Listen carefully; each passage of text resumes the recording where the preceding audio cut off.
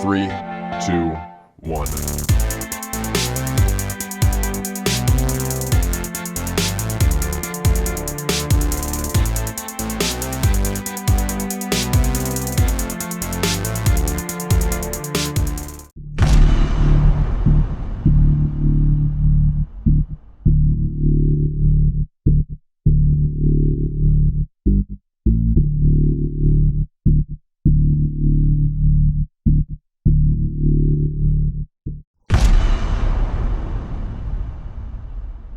Now if you remember, into Revenge of the Sith, Mace Windu and Palpatine, they have their fight after Kit Fisto and the other two get killed. And then eventually Mace does outdo Palpatine in his lightsaber battle. However, right before Mace Windu is actually able to finish off the Sith Lord, Anakin walks in. And Anakin's like, "What are you doing?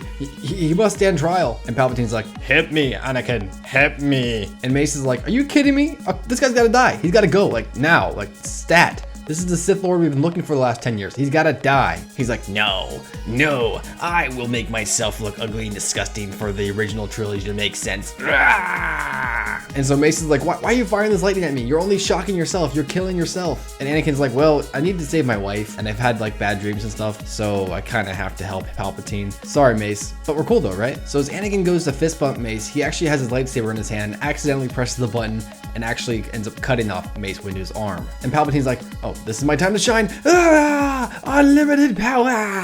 And Mace Windu's like, this hurts really bad. Really, really bad. The reason why it sounds like that is because Palpatine threw him out the window. Now, before we go any further, could this actually happen? Well, let's consider the following. First off, Mace was missing an arm, and he was just seriously electrocuted, so I'm sure he was pretty hurt. Add those to the fact that he was thrown out of a massive skyscraper, makes his chances of living quite slim. But if you look into a bunch of different stories, granted many of them are actually part of the legends now, but Jedi have fallen from equivalent heights and survived, so it may be possible Mace might have actually survived. Now, the way I would come to this conclusion is I would put myself in Mace's shoes. If I was free falling from a massive tower, and I had the ability to use the Force, I would just force push myself to slow myself down every so often. Would that make sense? I'm sure I might be a little bit disoriented after the whole situation, but after a couple seconds of free falling, I might just regain my strength, especially if I was Mace Windu. And Mace Windu, being the strong Jedi that he was, would be able to use the Force push ability, especially since he still has one arm left. So theoretically speaking, Mace Windu could actually survive.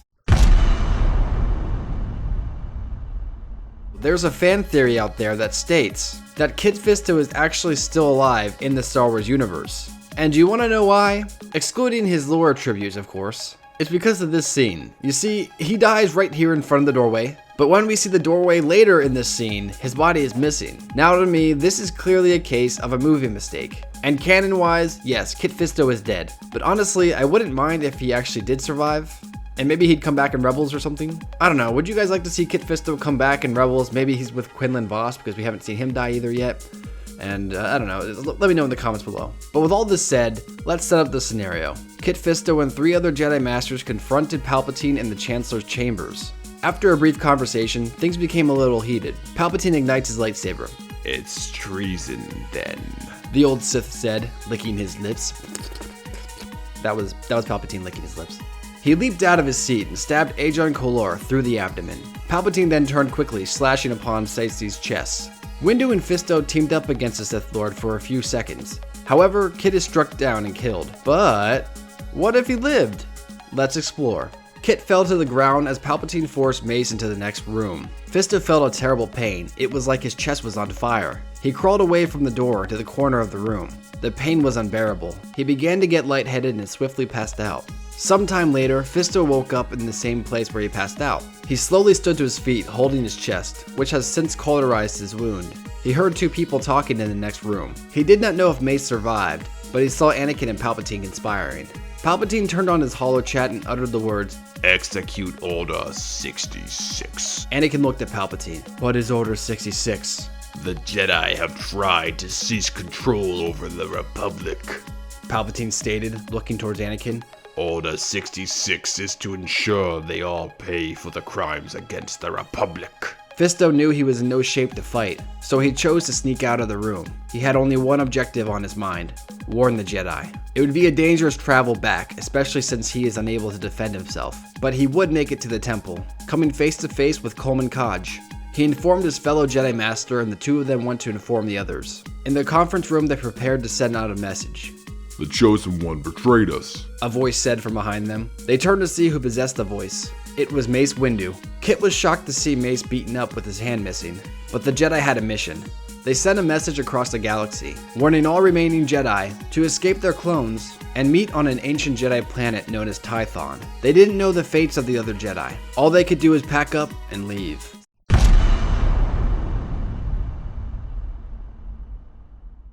Jedi Master Plo Koon and his men secured their victory on the planet of Kcaj. I may have butchered that name, but oh well. This planet was the base of operations for the Trade Federation and home to the Neimoidians.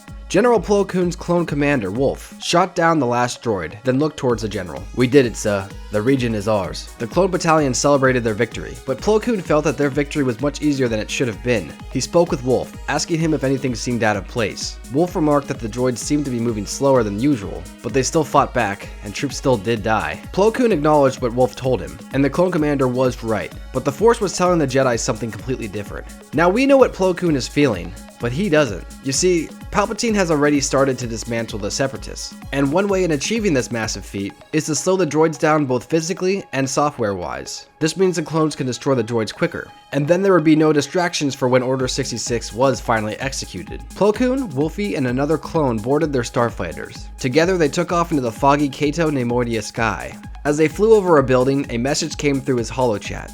It was Jedi Master Windu, with a bandage on his hand. The message soon became choppy, and Plo Koon was unable to hear what Windu was saying. It seemed like the Jedi's signal was being pushed away by another stronger signal. Plo Koon's troops slowed their fighters till they were directly behind him. The Jedi Master used his special Force ability to speak through the Force, connecting with Windu. He could feel Windu's pain. He could even feel that Mace was missing a hand. "What's going on, Master Windu?" Windu sounded urgent.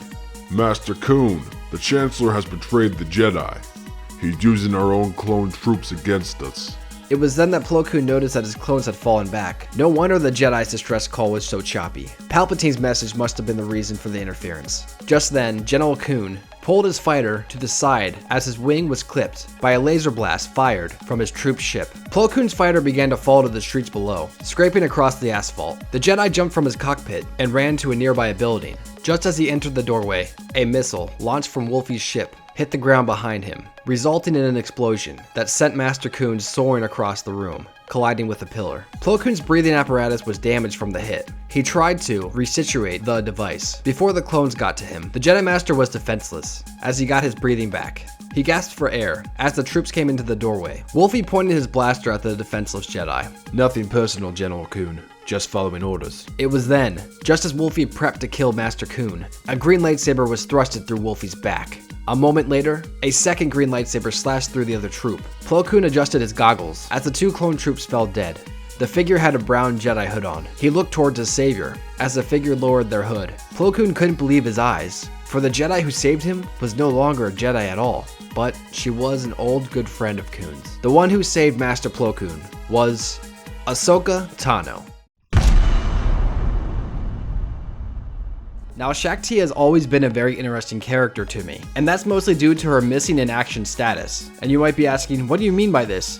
So let me explain. There are a few mix-ups when it comes to her actual fate. First, there was a deleted scene in The Revenge of the Sith where Shaak Ti was actually captured and killed by Grievous upon his ship in the beginning of the film. But due to this scene not actually making it into the film, speculation on her actual fate began to rise. So since Lucas never actually confirmed her death, she was placed into a game called Star Wars: The Force Unleashed, in which you play as a Sith assassin named Starkiller, who hunts down and kills Jedi. Did I also mention you're Vader's apprentice? Anywho, you go through the game, you start killing other Jedi you never really saw before, and then you come across Shaak Ti and she's actually a main boss. So you actually face off with Shaak Ti and then you end up killing her. And for a while, that was actually the accepted fate of Shaak Ti.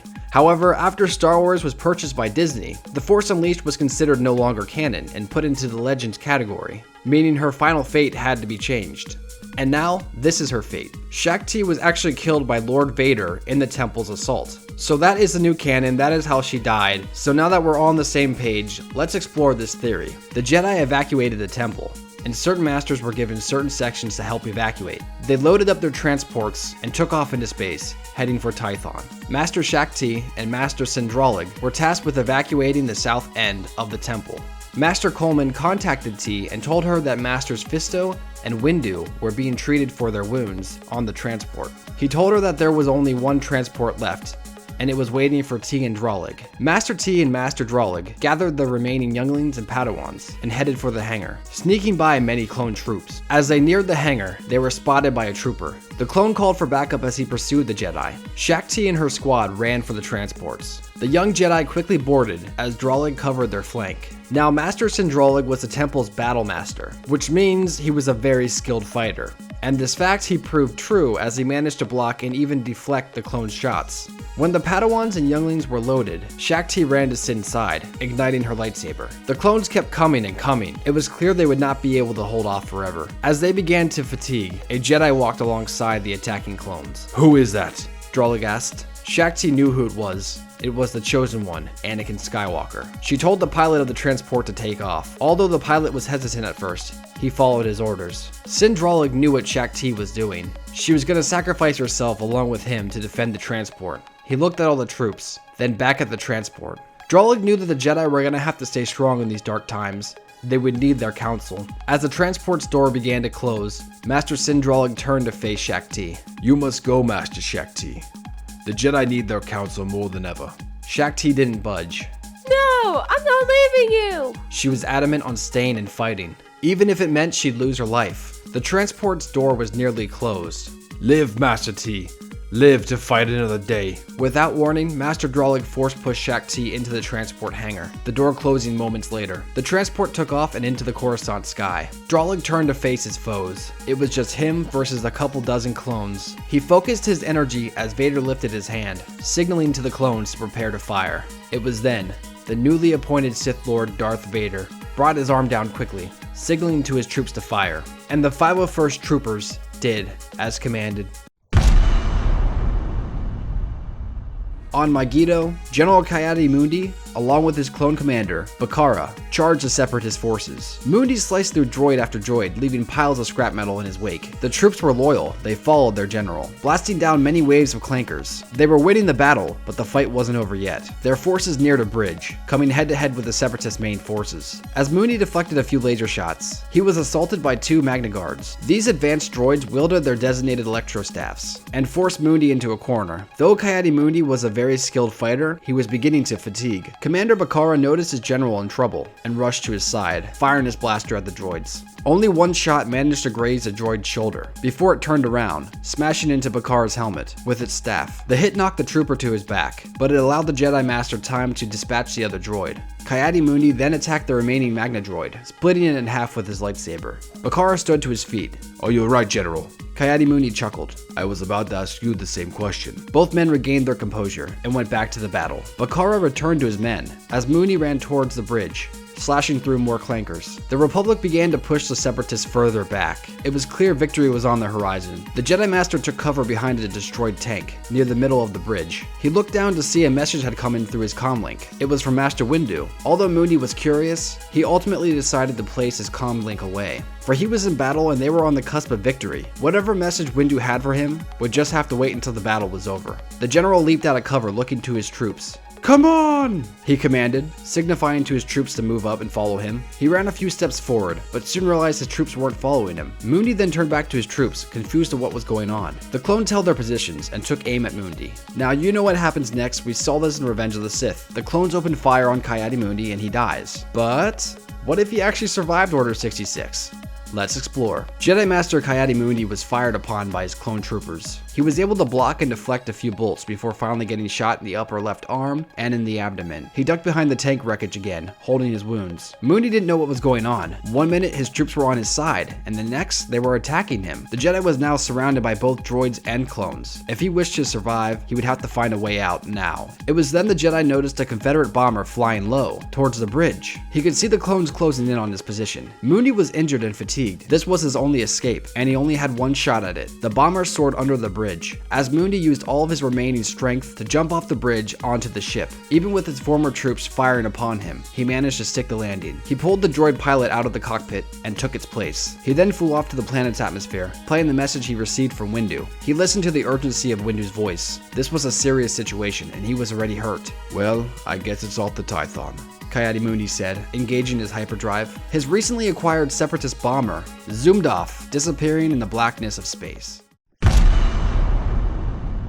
Stass Allie is probably one of the most obscure Jedi Council members, right next to Coleman Kcaj, and because of this, I feel I should give you some insight on her. She is a Tholothian woman, from the planet Tholoth. Now the funny thing about Stass Allie is sometimes she's confused with her cousin, Adi Gallia, who also served on the Jedi Council before her. In fact, Allie took Gallia's spot on the Council shortly after she was killed by Savage Opress in the Star Wars Clone Wars TV show. Now that you know a little more about her, let's begin. General Stass Allie, along with their clone regiment, the 91st Recon Corps, were fighting the Separatists on the outer rim planet of Seleucami. Stass's clone commander Neo and another clone trooper accompanied the Jedi on a patrol sweep. They rode their speeders across the desolate area, keeping an eye out for any remaining droids. Stass was ahead of the clones by a few yards as she received an incoming message. It was Master Mace Windu. In the message, he had warned the Jedi about what had happened, that the clones have turned against the Jedi. She didn't know what to think of the message. Mace Windu looked fairly beaten up, but Commander Neo and his clones seemed to be fine. She slowed her speeder, lining up between Neo and the other clone. Commander, are you feeling alright? Neo nodded his head. Of course, ma'am. Why do you ask? Before the clone commander could finish his question, a message appeared on his comm link. The figure was wearing a dark hood. Execute Order 66. The figure said as Neo looked towards his fellow clone. Something seemed strange to Stass. The Force was telling her to run. Suddenly, Neo pulled a blaster out and aimed it at Stass. She slammed on her brakes as he fired a blaster shot. However, she was between both of the troops, and since she moved, Neo ended up shooting his fellow clone. The clone wingman fell from his bike, dead. Ali used the distraction and speeded off in another direction. Commander Neo turned around and went right after her, firing his speeder's guns. He pursued her over hills and plains, even in and out of canyons. Neo was relentless and aimed to follow his orders. The Master Jedi knew her speeder's fuel would not last forever, and would soon run out. So if she was going to live, she would have to do something soon, even if that meant she'd have to kill her clone commander. As Ali rounded a corner of the canyon, she leapt from her bike and ignited her lightsaber. Neo came quickly behind her, and she swung her blade onto his speeder's front stabilizer. The machine flipped forward and hurled the commander against the rocky canyon wall. Stass ran to confront him. Have you lost your mind, Commander?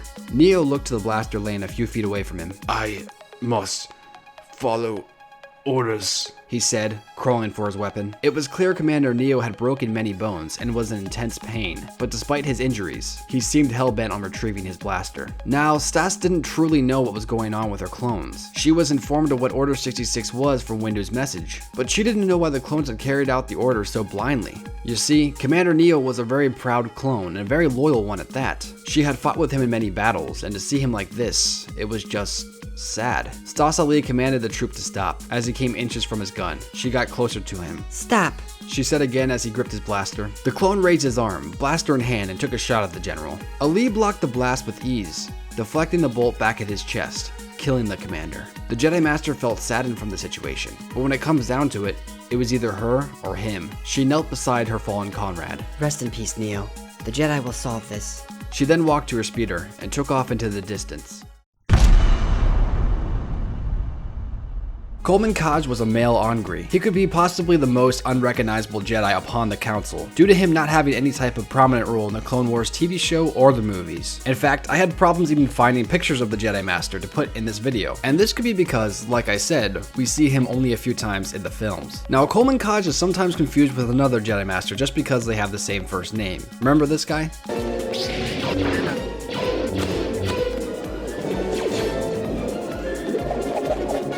Yeah, that was Coleman Trebor, and the funny thing is, he also served upon the Jedi Council in Attack of the Clones, up until his death by the hands of Jango Fett like you just saw. Also, just like Eeth Koth and Ajan Kulor, as well as Stass Allie and Adi Gallia, he also has another Jedi who looks exactly like him named Pablo Jill. Another interesting thing about Coleman Kcaj is that his death is unknown, meaning he may have actually survived the Jedi Purge. However, unlike Shaak Ti, no one really knows him, so I don't really think anyone would care if he actually did survive. But I guess that's based on your opinion. So even if Kcaj is somewhat unheard of, he is still part of the Jedi Council and thus deserves his own part of the story. So here it is. The Jedi transport vessel flew through hyperspace, making a beeline for the ancient Jedi sanctuary of Tython. On this transport ship, Master Coleman Kcaj entered the medbay, where both Master Mace Windu and Master Kit Fisto were receiving medical attention. Coleman informed his fellow masters on the status of the rest of the Jedi Council. He told them the remaining council members have survived and were on their way to Tython as well. Good. Mace Windu said, flexing his new cybernetic hand. Then and the Jedi have a fighting chance. Fisto then asked Kcaj if he heard from any of the other Jedi. Master Coleman informed them that Masters Kenobi, Yoda, and Ali were fine. Master Ki-Adi-Mundi is injured and will require some medical attention, but he will live. Master Shaak Ti is on her transport, however, Master Sindralg didn't make it. And Master Plo Koon had been saved by Skywalker's former pupil, Ahsoka Tano. Tano? Windu questioned. She may be working with Skywalker. I don't believe so, Kcaj replied. The way Plo Koon spoke of her, she saved his life. Fisto then butted in. Any word from Jedi Secura? Coleman shook his head no, and Fisto seemed to slump in his posture. For, unbeknownst to the Jedi Council, Kit Fisto and Aayla Secura had fallen in love. Now, I didn't add this to the story. Their relationship actually happened in the Star Wars canon. You see, Kit and Aayla kept their secret relationship through the entirety of the Clone Wars. And for this, Kit Fisto feels that he lost the love of his life, but the Jedi had bigger fish to fry, so the mourning would have to wait. Windu spoke again. Has Kenobi been informed of Skywalker's betrayal? Coleman shook his head once more. I didn't have the heart to tell him. Not over the comlink anyway. Suddenly, the transport came to a halt out of hyperspace. Coleman contacted the ship's cockpit on the matter. The pilot informed the Jedi that the hyperdrive was overheated, remarking that the transport's hyperdrives were not meant for such long distances. It was then, outside the main window, a massive object appeared. It seemed to have come out of nowhere, as if it was teleported. Soon, the Jedi realized what was coming towards them. It was a Republic battle cruiser. No, Fisto said. The clones followed us. The three Jedi ran to the cockpit, and were contacted by the cruiser. Windu stood firm. If it's a fight you want, it's a fight you'll get. Soon a hologram appeared. It was a clone for sure. He wore the color blue upon his armor. Actually, sir, I come in peace. The Jedi soon realized who they were talking to. It was Captain Rex. You're not fooling anyone, Captain. Rex removed his helmet. I mean no offense, General, but not all clones turn on the Jedi. Besides, I've been given orders to help. Windu looked confused. On whose orders? Mine. A separate voice said over the comlink. Soon, a Jedi stood beside Rex in a hologram. Master Kit Fisto couldn't believe his eyes. It was as if the dead have come back to life. Standing before the Jedi, in the blue haze of the hologram, was Jedi Master Saesee Tiin. Saesee Tiin was a very powerful Jedi whose life was cut short by Darth Sidious. But, as you know, the theory is, what if he survived? So let's explore that theory. Now, as we know, Kit Fisto survived his slash across the chest, so we could assume that Saesee's wound wasn't that deep either, and he could survive as well. So instead of dying, he just passed out, much like Kit Fisto did. Saesee woke up an hour later after being struck. His stomach was burning with pain as he looked around the room. Next to him laid the corpse of Agent Cooler. There was a single stab wound through the middle of the Zabrak's chest. Now let me just explain something real quick. So as you know, the series is what if the Jedi Council survived Order 66, and Agent Cooler was actually part of the Jedi Council. So the reason why I decided to kill Cooler is because out of all the deaths of the Jedi Council, in my opinion, Agent's injury is just too terrible for him to come back from. And for that reason, I kept him dead. Tiin then noticed that Kit Fisto's body was missing as well, as he heard footsteps enter the room. The Jedi quickly pretended to be dead, laying lifeless on the floor right next to Agent Cooler, just in case it was the Chancellor coming back to finish the job. In the room walked the 501st Captain Rex. He was escorted by two other clones. The Chancellor doesn't want us getting out, so we'll take the bodies out in secret, Rex commanded. Wait, the one clone said. Isn't there supposed to be 3 bodies? Rex looked around the room for a third body. No, I believe there are only 2. Now let's get to work. The clones packed up Agen's and Saesee's body into bags and took them away. They exited the Senate building and got onto a small transport ship. Saesee tried to remain still, but his wound was so uncomfortable. He figured if he could move slightly, he'd be able to adjust his position to feel better. Unfortunately, one of the clones noticed the bag moving. Moments later, the clone ripped open the bag, spilling Saesee out onto the floor. The 2 plain clones pointed their blasters at the wounded Jedi. However, before they could kill Tiin, Rex told them to hold their fire. He wielded both of his blaster pistols from their holsters and walked up to the defenseless Saesee. By the orders of the Republic, you are declared to die, Jedi, Rex said, pointing his blaster towards Saesee's face. But this time, the Republic is wrong. Rex quickly turned around, aiming his blasters at the other clones and pulling the triggers. He managed to kill both clones with 1 shot each. He then turned to Saesee, reaching out his hand in support. We have to go. Now. On Tython, the entire Jedi Council has arrived, except for Masters Obi-Wan Kenobi and Master Plo Koon. The council is gathered along with Rex and a few other troops inside an ancient Jedi temple. The captain explains that he and a few others discovered the chips. We didn't exactly know what the chips were, but we knew they had to go. Hundreds of clones either removed them or short-circuited them. However, although hundreds removed the inhibitor chips, there were still thousands of other clones who did not. He explained that Cody and the other clone commanders were against removing them, for they believed that the chip kept them sane and loyal to the Republic, and if they were to remove it, they'd be no better than the Separatists. He went on to say that Commander Wolf was planning on removing his too, but unfortunately, he forgot to. Master Mace Windu could hear the truth in Rex's voice, but he still had questions for the captain. Why were you chosen to take out Masters Kular's and Tin's bodies? I had my orders, General. He informed the council that Skywalker instructed him to stay with the Chancellor and do what he needed him to do, while he dealt with the traitors. And I did as commanded, but something felt wrong. General Skywalker was not the same. Once Rex saw the damage to the Chancellor's chambers, as well as the dead Jedi, he knew it was time to call the code word. Code word? Ki-Adi-Mundi questioned. What is this code word of which you speak? We used the word rebel. The captain explained that he created the code word for all the clones who removed the inhibitor chip. For once the troops receive that word, that means the Republic has betrayed them, and they are to report as soon as possible to a secret Republic cruiser dubbed the Savior. Captain Rex never truly believed that there would be a day where he would actually have to face his own Republic, but with the Jedi's help, they could kill the Chancellor and take back the Republic. Though the Council is hesitant at first, they soon realized Rex was right. The Chancellor needed to die. He was just far too powerful to be left alive. It was then they started planning. The Jedi and the Rebel clones would stand together and face the might of the Republic they once served. After a few hours, the plan is finally hatched, and Master Yoda gives a final statement. Destroy the Sith. We must, or die trying. We shall. It was then Obi-Wan, Plo Koon, and Ahsoka entered the room. What is going on? Kenobi questioned.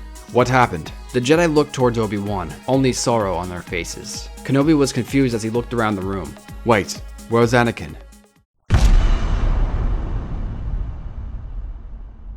Now let me just say, this title may have a few people confused, because Anakin technically survived, which is true. However, although Anakin's physical body did survive, who he was inside had been killed by Darth Vader, so Anakin did die. And if you don't believe me, just ask Obi-Wan. Isn't that right, Master Kenobi? He ceased to be Anakin Skywalker and became Darth Vader. When that happened, the good man who was your father was destroyed. So what I told you was true, from a certain point of view. So with that cleared up and out of the way, let's enter the story. The Jedi and Rebel clones mounted up on their assault to Coruscant. The many Jedi Knights, Padawans, and Masters who could all fight prepared themselves for battle. The clones decided to remove the colors on their armor. Now they wore pure white, just like they did in the start of the Clone Wars, signifying both the light and the purity, as well as the ability to recognize each other on the battlefield. The Jedi and clones wished they had more time to prepare, but by this point, Palpatine would have learned of the Jedi's escape, and may have reinforced the Chancellor's facilities. Windu gave the order. We attack in an hour. Be prepared. Master Yoda walked to Mace Windu's side. Ahead of us, a tough battle. It will be. Yoda stated. Mace scanned over his troops. I have to admit, Master Yoda, I don't know if we can do this. He went on to explain that they'll be outnumbered in this fight, not to mention the pure power that Palpatine has at his fingertips. Disappointed in you, I am, Master Windu. 4th strongest ally we have. Mace looked at Yoda confused. Who do we have? Yoda smiled. Hope we have. Mace Windu nodded his head. Master Yoda was right. Mace saw his soldiers as not good enough, but now he saw them as soldiers of the light, each and every one of them laying down their lives to take down the Chancellor. And it wasn't money fueling their spirits. It was hope. Master Kenobi approached them. He requested to go to Coruscant ahead of the army. However, Windu already knew what Obi-Wan was going to ask. Skywalker is gone, Master Kenobi. He snarled, raising his cybernetic hand in the air. There's your proof. Obi-Wan acknowledged why Mace would be against reasoning with Anakin, but he had to. Anakin was like a brother to him. Windu pointed out that if Obi-Wan were to fail, it may jeopardize the whole mission. Or even worse, what if Kenobi were to die? Not only would the assault be forfeit, but the Jedi would lose one of their best. It would just be too risky. Master Yoda then butted in. He explained that though Master Windu was right, the choice falls on neither Kenobi or Mace. The choice Anakin makes ultimately falls to the Force. Although Windu isn't for it, he tells Obi-Wan that he has 1 hour to convince Anakin. But if he can't, Skywalker has to die. There is no other way. Obi-Wan thanked the Masters and headed for his ship. However, before he was able to board his ship's ramp, he ran into Ahsoka. At first, Kenobi tried to keep his destination secret, but Tano saw through his excuses. You're going to see Anakin, aren't you? Obi-Wan finally gave in and told her the truth, and Ahsoka immediately insisted she goes with him. But Ahsoka, it may not be safe. What else is new, Master Kenobi? she said sarcastically, walking past the Jedi Master and heading onto the ramp. Kenobi was adamant about going alone, but he already knew that Ahsoka was as stubborn as her old master, so he figured, why bother? After that, both Obi-Wan and Ahsoka took off on their ship, exiting Tython's atmosphere and entering hyperspace. After some time, they arrived in the Coruscant atmosphere. It appeared to be morning, as they flew into the Senate section of the city. In the distance, Obi-Wan could see the Jedi Temple, only it wasn't as he remembered it. It seemed to be near destroyed, a massive cloud of smoke still rising from its foundation. He couldn't help but feel in some way responsible, and Ahsoka could see it in his face. She tried to comfort the Jedi, saying that although the temple is lost, they can still save Anakin. Obi-Wan could feel Anakin's presence. Thankfully, it wasn't coming from the Chancellor's office. He followed the Force and found himself at Senator Amidala's apartment. They put the ship into hover mode and hopped off onto the platform. Be ready for anything, Kenobi advised Tano. As they walked to the doors just off the platform, they knocked, and moments later, Padme opened the door. She was shocked to see them. She had heard Kenobi was killed on Utapau. Obi-Wan didn't beat around the bush. Padme, where is Anakin? We must speak with him. Padme shook her head in confusion, saying that he was acting strange as he left last night. She said that he was going to end the war. I did end the war, a voice said from behind Kenobi and Tano. Standing in the doorway was none other than Anakin Skywalker. Obi-Wan turned to see his former pupil. Anakin, we need to talk. Anakin looked towards his old allies. Anakin is dead. Padme, come away from those traitors. Padme had never seen Skywalker like this. His eyes were burning yellow like the sun. Ahsoka stood in front of Padme, just in case things got out of hand. Obi-Wan took a few steps forward, in an attempt to reason with Anakin. Anakin, stop this. We are your friends. The Jedi have betrayed the Republic, and so, they must pay, Anakin declared. Ahsoka tried to talk some sense into her former master, but it was to no avail. Anakin, please, Kenobi pleaded. Skywalker ignited his lightsaber. For the last time, Anakin Skywalker is dead! Darth Vader leaped at Obi-Wan, who barely managed to ignite his own lightsaber in time, blocking the attack. The two warriors began to battle as Ahsoka took Padme into the other room. You need to stay here. Tano commanded the senator. However, before Ahsoka could leave, Amidala grabbed her arm. She asked her what happened to Anakin. Ahsoka took a deep breath, and with a sorrowful exhale, she said, He's turned to the dark side. She went on to explain that Palpatine was the Sith Lord, and he has been manipulating Anakin and using him as his own Sith apprentice. Padme couldn't believe what she was hearing, but she soon put the whole situation together. You're going to kill him, aren't you? Ahsoka looked back towards the ground. She explained that Obi-Wan and her planned on just talking to Anakin, not actually fighting him. But that's the thing about the Sith. There is no talking to them. A tear ran down the senator's cheek as Ahsoka put two and two together. She looked at Padme's pregnant belly, then back at her face. Anakin's the father, isn't he? Padme said nothing. She only nodded in silence as more tears poured down her face. Ahsoka took a few steps back. She promised the senator that she would do her best to save Anakin, no matter what. She then ran out the room to assist Obi-Wan. The fight went on for some time, eventually leading onto the platform. Anakin had them on the back pedal for so long that both Kenobi and Tano needed to take a second to catch their breath, but not Vader. Vader was the prime example of a warrior. His strength, speed, and endurance were unmatched by any Jedi. For even Palpatine, Obi-Wan thought, was not truly aware of the powerful monster that he had created. Ahsoka went to strike Anakin, but he managed to duck under her slash and force pushed her off the platform. She ended up falling a couple stories, but thankfully used the Force to land on a lower platform, safe and sound. She knew she'd have to get back up there as soon as possible, so she raced for the nearest elevator. Now, it was only Kenobi and Skywalker. Obi-Wan looked at his fallen pupil. Anakin, look at yourself! They collided blades once more. I have, Obi-Wan, Vader claimed. I have become more powerful than any Jedi, even you. Just then, Anakin managed to disarm the tired Kenobi and kicked him to the ground. He held his blade to the Jedi's neck, then lifted the saber above his head. This is the end for you, my master. But before Skywalker was able to slay Kenobi, Padme jumped in front of his blade. Anakin, stop this, please, she said, tears still rushing down her face. What would your mother think? It was then Anakin finally felt the full impact of what he's done. Images of his mother flashed through his head. Padme, I have to save you, Padme. Padme moved in slow and put her arms around her husband. I'm here with you, Anakin, and our child will be here soon, too. She looked back at Obi-Wan, who was slowly regaining his strength. Obi-Wan and Ahsoka are here with you, too. In the distance, a massive cruiser entered the Coruscant atmosphere. Kenobi knew it was the Savior, as it began to drop dozens of troops off at the Chancellor's building. Anakin saw the invasion, but he knew that Padme was right. He didn't have the power to save the ones he loved, but tomorrow is the future. For now, in the present, Anakin had it all. His eyes began to fade back to normal as he looked upon his beautiful wife. He gazed at her pregnant belly, and the children they will have soon. He looked to see Ahsoka helping Kenobi back to his feet. They weren't his enemies. They were his friends. Everyone standing with him right now actually cared about him and wanted to help. And for that reason, it was time for Anakin to see the light. He apologized to Kenobi and Tano, promising he'll make it up to them. And although Obi-Wan and Ahsoka were hesitant, it was good to have their friend back. You see, Anakin finally saw through the Chancellor's lies and corruption. Palpatine needed to be stopped, and Anakin was going to help take him down. Today would be a new dawn for the Republic. Today, Anakin Skywalker shall redeem himself. Today, everything changes. He then looked toward the invasion on the Chancellor's building, then peered back at Obi-Wan and Ahsoka. Are you guys ready? Kenobi looked at Skywalker confused. Ready for what? Anakin smirked, looking back at the invasion. To save the galaxy.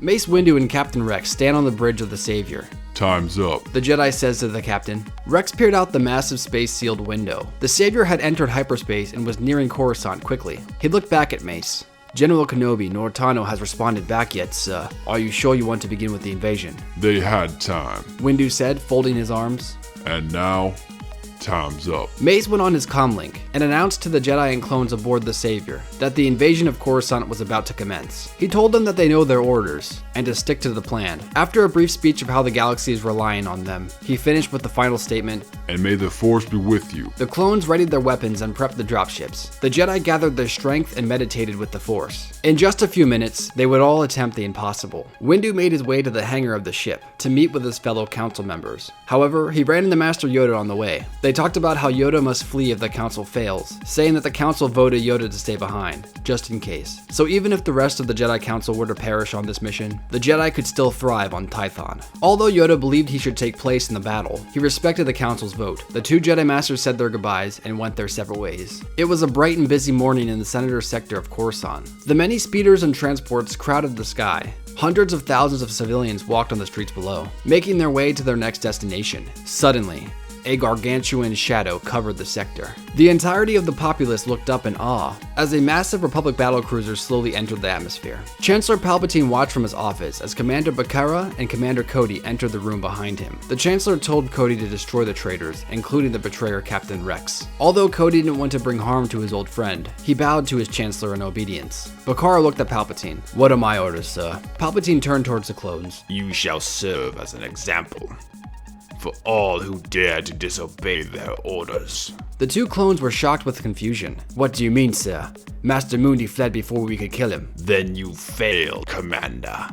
And failure to me is to disobey an order. Palpatine said with a smile. And to disobey an order, well, it's treason then.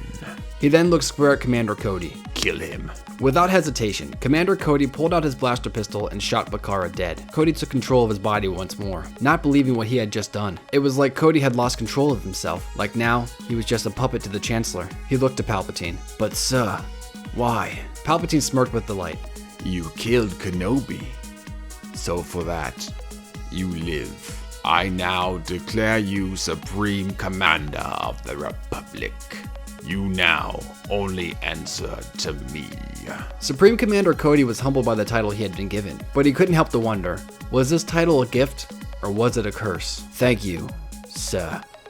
I'm honored. The honor is mine, Supreme Commander. Palpatine said, walking to his computer. Now go. Stop those rebels and put an end to that clone captain. The cruiser released its dropships, housing the many Jedi and Rebel clones. However, the transports were met with enemy artillery. It appeared as though Palpatine had anticipated this assault, but luck was on the Savior's side, for only one regiment of the Republic's troops guarded the Chancellor's building. We will have to make this quick, Ki-Adi-Mundi commanded, before more clones can assist the Chancellor. The dozens of ships landed and released their troops, while the Jedi jumped into action. The Republic clones outnumbered the Rebels 3-1, and although the Rebels had the Jedi, this would be no easy victory. A firefight began in the streets, just outside the Chancellor's building. The Rebel clones, dressed in pure white armor, went against their mind-controlled brothers. Rex led his troops against the might of Palpatine's clones, cutting a hole through the blockade of enemy troops. After a few minutes, they reached the main entrance. You all know the plan. Stick to it. Mace Windu commanded. Kit Fisto, Shaak Ti, and Saesee Tiin, along with the remaining Jedi, mounted inside the door, while Mace Windu, Ki-Adi-Mundi, Plo Koon, Coleman, Kcaj, and Stass Allie made their way to the Chancellor's office. Rex and his troops barricaded the door and readied their new strategy to defend the entrance. One clone said, "That seemed too easy, sir." Rex cringed at the fact. "That's because their commander hasn't arrived yet." Windu and his fellow council members made their way through the many hallways and stairwells. His plan was orchestrated on purpose to not include Fisto and Tiin in the fight. Not just because they were still injured from their last encounter, but he didn't want them facing the man who nearly killed them before. Emotional baggage can be quite heavy, especially in a fight. A fight Windu and his accompanying Jedi have prepped for. Rex peered over the barricade to see a massive army coming their way. He had only 100 troops left, but the battalion marching upon him was at least 500 soldiers. And to make things worse, they were led by one of the best commanders the Republic had, Commander Cody. Cody sent a hollow call to Rex. He urged the captain to surrender, and if he did, he would help him out the best he could. Rex felt that the offer was tempting, but he had to decline. He warned Cody on the dangers of the inhibitor chip, that the Chancellor can use it to control them just like droids. Now, Cody knew that Rex was telling the truth, but what could he do? He was the new Supreme Commander of the Republic Army. He had his orders. "Then I'm sorry, my old friend. You must die," Cody claimed. Supreme Commander Cody and Captain Rex's troops ran at each other, as Rex commanded his troops to not let a single enemy clone pass. Cody commanded his main cannon to fire upon the captain, saying that once Rex falls, the other clones will follow suit. Rex knew that he was outnumbered. He knew that if he were to kill Cody, he would still die anyways. The only way to save his clones and himself would be to change Cody's mind. So the captain made a beeline for Cody, dodging the cannon blast and taking down any clone that got in his way. He came within a few yards of Cody, who was too distracted with the rest of his troops to notice Rex. He turned just in time to see Rex only a few feet away. But even worse, the cannon was still following Rex, and now it was aiming at both the clone leaders. The giant barrel launched a blast a few feet away from both of them. The resulting shockwaves sent both clones flying into the air, crashing into a nearby building's window. After a second or two, Rex stood to his feet, realizing his helmet had been blown off his head. He looked to the other side of the room, where he saw Cody standing to his feet. Cody's visor had been cracked from the explosion, obscuring his vision. He took his helmet off and locked eyes with Rex. "Cody," Rex said, "the Chancellor's a Sith Lord. He's going to betray the Republic." Cody looked upon his former friend. "No, you betrayed the Republic, Rex. Now I am the Supreme Commander of the Clone Army, and you will face justice." It was then Rex realized that he wasn't going to be able to talk to Cody with that inhibitor chip in his head. And if he couldn't talk to him, he'd have to beat him into submission. "Supreme Commander, huh? That's quite the promotion. Let me give you a little congratulatory gift," Rex said, punching Cody in the face. The clone leaders began to fight, each incredibly strong and trained in the way of hand-to-hand combat, each fighting for not only their lives, but for the galaxy. Mace Windu and his Jedi entered the Chancellor's chambers. Palpatine stood in front of his desk, as if he was expecting them. "Ah, Master Windu. Did you come to arrest me again?" All 5 Jedi wielded their lightsabers and entered into their combat stances. Not this time, Sith. This time, you die. "Then I must thank you, Master Windu," Palpatine said as he wielded his own crimson lightsaber. "for you've brought me more Jedi to slaughter." Palpatine and the Jedi clashed. Although Sidious was powerful, he couldn't help but feel somewhat overwhelmed. If he were to survive, he would need to start picking off the Jedi one by one. Plo Koon swung at Palpatine's head, but the Sith Lord ducked the strike, bringing his blade up onto Koon's arm, severing it from above the elbow. He then force-pushed Koon down the hallway, turning his attention to the other Jedi. Sidious blocked a few more hits and fired force lightning at Windu and Coleman, keeping them at bay as he kicked Windu in the face, knocking him back. Ali used the distraction to lunge at him, but the Sith Lord saw it coming from a mile away. He brought his blade over, quickly penetrating Ali's chest. Her lifeless body fell to the ground as the fight moved closer to the next room. Windu stood firm along with Ki-Adi-Mundi and Coleman Kcaj. It appeared that no amount of training could prepare them for the Dark Lord of the Sith. The Jedi surrounded Palpatine, making a triangle around him. For a moment, all the fighters held their position, each Jedi waiting for Sidious to pull his next trick, and Sidious waiting for one of the 3 Jedi to strike. Mere seconds felt like hours, as Coleman was the closest to Palpatine's flank. He went to stab the Sith Lord in the back, but once again, Palpatine saw this coming and hopped over Coleman's head, slashing his own blade at the Jedi's neck. Sidious landed in the other room, as Coleman's decapitated head smacked the floor, his body following shortly after. Windu and Mundi were so shocked that Sidious used as a distraction to electrocute Mundi with his Force Lightning. Mace jumped at Sidious and kicked him in the chest. However, before he could, Palpatine managed to throw Mundi against the far wall in the other room, knocking him out. Mace Windu and Darth Sidious came face to face, in the same room they were before. Of course, this time it's under different circumstances. You're all alone now, Master Jedi.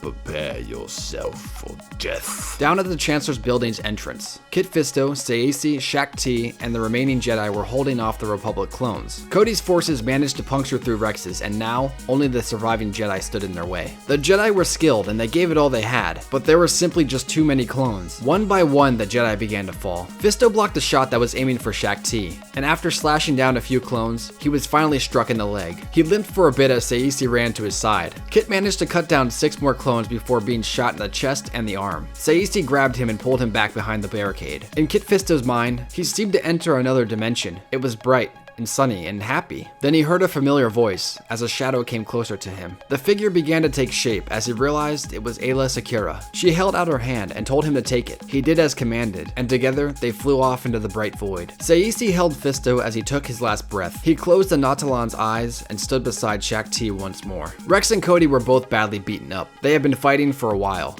but eventually Rex got the upper hand. He put Cody in a headlock and used his taser to short-circuit the inhibitor chip in his head. Cody fell to the ground as Rex helped him up. Rex told the Supreme Commander that the chip was destroyed now. Quickly, call off your troops before it's too late. Cody, realizing his mind control had been broken, did as Rex said. He contacted all his troops and told them to stand down. Suddenly, the clones stopped attacking the Jedi. Some even removed their helmets and began assisting all the wounded Jedi and clones. Mace and Palpatine continued to fight in the Chancellor's quarters. Sidious used his Force Lightning again, only this time he aimed for Windu's cybernetic limb. The lightning managed to short-circuit his hand, throwing Mace's fighting style off balance. Sidious used this misstep to his advantage and knocked Windu's blade from his hand, then stabbed the Master Jedi through the abdomen. Windu fell to his knees, holding his chest as Sidious lifted his lightsaber. Last time, Vader took your hand.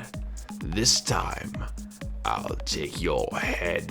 Sidious brought his sword down, but before his crimson red blade could meet Windu's neck, it was stopped by a blue lightsaber. Both Mace Windu and Darth Sidious looked to see who wielded this blade. They couldn't believe their eyes. The one who saved Windu and the one who stopped Palpatine, it was Anakin Skywalker. Vader, Palpatine said, confused. what are you doing? Anakin smiled as Ahsoka and Obi-Wan entered the room behind him. Finishing you, Skywalker declared, force pushing Palpatine away as Kenobi came to help him. Ahsoka assisted Mace away from the combat. You have betrayed me, Vader. Vader's gone, and now only one Sith remains. Then you will die. Sidious said, hurling Skywalker back with a massive force push. He then turned quickly, locking blades with Kenobi. Your arrogance blinds you, Kenobi. Sidious used the force to push hard onto Kenobi's blade, causing the glaring heat to flash Obi-Wan's eyes, blinding the Jedi Master. Obi-Wan, no! Anakin called as he leaped back into action, destroying Sidious's lightsaber and stabbing the Sith Lord through the chest. Palpatine fell to the floor, gasping at his pain. It was then Rex, Cody, and the other Jedi came into the room to help. They found Anakin Skywalker standing triumphantly over the Dark Lord. Skywalker helped Kenobi to a nearby seat as Sidious sat himself up. No, He muttered to himself. I will not die.